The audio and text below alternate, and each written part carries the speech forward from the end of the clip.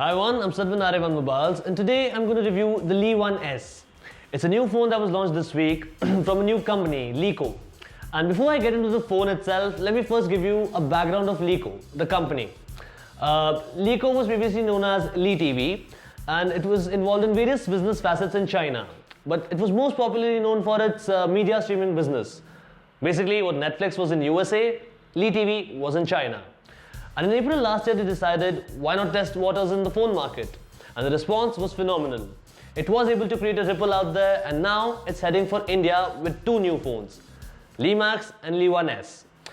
Li Max is the premium one. Li Max has got better screen, better processor, better RAM, better camera.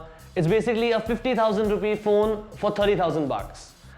Li One S on the other hand is a 25,000 rupee mid-ranger like Honor 7, crammed to 11,000 bucks. It's even cheaper than Moto G and Lenovo K4 Note, which already are very affordable. So let's dive into the review and see how good it really is. And after that, we'll discuss whether you should buy this or not. First up, let's have a look at the spec sheet itself so we have a better idea of what we are dealing with here. It's got a 5.5-inch Full HD screen, it's got an octa-core Helio X10 processor, it's got 3 GB of RAM, and it's got 3000 mAh of battery. So basically, it's a power-packed phone and a very promising phone for its price. Let's first talk about the design. When you pick the phone for the first time in your hand, you can't help but notice how premium it feels. And part reason for that is it sports an all-metal body, a feature that is generally reserved for the flagships only. Apart from that, the chamfered edges on the side add to its sex appeal. Apart from that, it has speaker grills at the bottom which add to its class, but only the right one works here. And let's be real, it does try to copy Apple iPhone a lot. If you look at the top and the bottom antenna bands, you are reminded of Apple's iPhone. Also, one good thing about this is that the capacitive buttons are backlit. So in the dark, you don't have to guess which button is for what action. To sum it up, the overall look and feel is very good. In fact, I'll go on to say it is one of the best looking budget phones in the market today. Coming to the display now, when you look at the phone for the first time with its screen off, you think it's going to be an edge-to-edge display because of the design. However, when you turn it on, you realize that it has black bands around the display which hinders the edge-to-edge feel. Apart from that, the 5.5-inch screen is very vivid and the colors are great. Though IPS, it seriously feels like an AMOLED in terms of color reproduction. But it's not that bright and hence does not fare very well under the sun. Look, this is the phone at its highest brightness settings. So, while the display is pretty good, it could have been a little bit more brighter. Focusing on performance now, it packs in a Helio X10 chipset, which again is generally found in higher-end devices. Apart from that, it has 3 gigs of RAM on board, and as a result, it performs very well in all benchmarking tests. But keeping benchmarks aside, in general usage, it is very capable, may it be web browsing or casual gaming. Talking about gaming, the PowerVR G6200 GPU handles even the best of the best games pretty well. The graphics are really good on this one. And the phone sometimes does get hot, but it's never too hot that it becomes unbearable. And the little bit amount of heat is maybe because of the metal body, which tends to be a good conductor of heat. One more thing, while the processing is powerful, the phone does not feel that snappy, and part of the reason for this is that the software tends to be too animated at times, so it gives you that illusion of slowness when you're opening apps or switching between windows because of the added animations. Coming to the software, Google is banned in China, so like most of its peers, Li Eco 2 uses a custom UI which they call EUI on top of Android Lollipop. Just like them, it does not have an app drawer, so all icons are placed on the home screen itself. But this can be solved by installing a different launcher. However, the multitasking screen is seriously weird. It looks like a very bad attempt to copy iOS with big round setting icons inside. Look at this for instance. And it's very uncomfortable. Partly because you cannot choose to rearrange the icons. And secondly, this may be a personal preference though, unlike the generic task switcher, you need to horizontally swipe through open apps, which is not very convenient if you have a lot of apps open.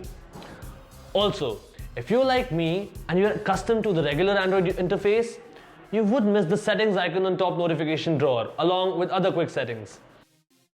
Basically, it spoils both quick settings and multitasking. One more thing, and this again may be personal. Reason why some people like Chinese UIs is that you get a lot more with it than a regular Android UI. Let's say double tap to wake, or some sleazy gesture controls, or some innovative productive tools. However, you get none of these here.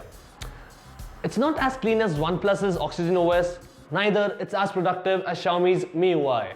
It's basically somewhere in the middle. Now off to the all-important fingerprint scanner. It's on the back side and it's got mirror surface beneath it, which Li Eco claims to be very useful in bringing down the response time dramatically. Also, it supports 360 scanning, so it does not matter if you set your fingerprint scanner like this, you can place your finger like this and it'll still open. But I did not find it to be that good or that fast. It's definitely good, it's very good, but I still feel Apple iPhone, Galaxy Note 5 or even Huawei Honor can trump it. But one observation I had was when the screen is on and then you try to unlock it, it's very snappy. So it may be because of the time taken to turn on the display rather than the fingerprint scanner being slow itself. Apart from the fingerprint scanner, it also supports IR Blaster, which means you can use it with the remote control app to control devices around your house. Now, remote is generally used for TV, and Li Eco has one slight problem here. Though it works on your TV, it does not support your set-top box. So basically, you can turn on the TV and turn it off, but you cannot change the channels. Coming to the optics now, it has a 13 megapixel primary camera that supports 4K video recording, slow motion video capturing, has optical image stabilization and also has dual tone flash. And the photos are crisp and clear if you hold your hand steady. There was some noticeable stuttering when we changed focus from one object to another. But the camera interface is pretty simplistic, with the top right hosting all the color filters and modes, and the bottom left hosting various settings like ISO, white balance and exposure, among various other settings. Coming to the quality, the images are decent, but not extraordinary. I wish I could say they are good enough for this price, but the phone like Asus Zenfone Zoom and Xiaomi Mi 4 too are available at the same price. Check out the text review for more details on this one. But the front camera was decent and we had no issues whatsoever in taking selfies with it. Now off to something very important, the battery. When I was testing the phone, it lasted me throughout the day very easily, so I had no issues with battery whatsoever. And that is what you would expect from a 3000 mAh battery inside this beast. However, when we ran our standard video loop test, it performed very badly. 8 hours is what we consider to be average. This one ran for only 6 hours. Part of the reason for this discrepancy may be because the phone intelligently optimizes performance in order to save battery when going throughout the day. But apart from that, there are other battery saving options like Smart, Super and Ultra Long Standby modes, which help you get more juice out of your phone, and flash charging or fast charging is always there for the rescue and your phone will be up and running in a jiffy. Now a feature that makes this one a phone. Calling is great on this one. We had no issues whatsoever, signal reception was good, noise cancellation was fair.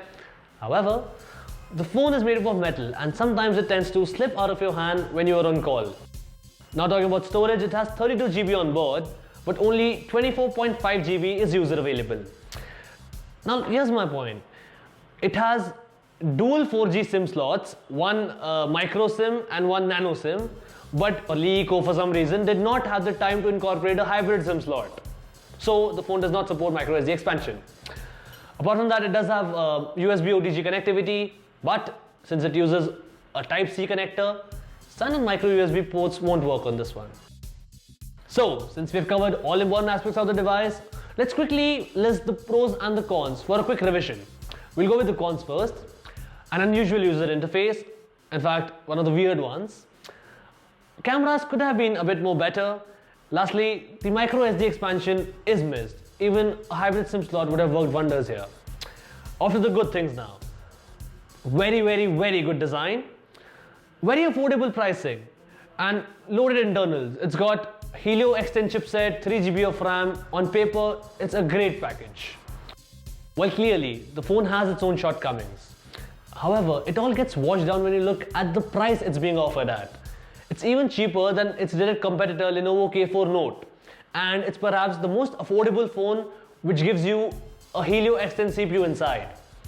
Lastly, the design on this one is super great. It is one of the best looking budget phones in the market right now. So overall, it's a great package at a great price. If I had to rate it, I would rate it 4 on 5. A half mark extra for the great design it has.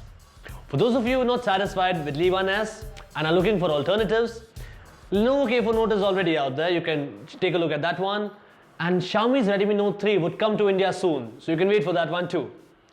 That's all from us for now. If you have any questions about the device, post them in the comment box below and we'll answer them. Meanwhile, press like, hit share and do subscribe to 91mobiles.com, India's largest gadget research website. See you soon in the next one. Ciao.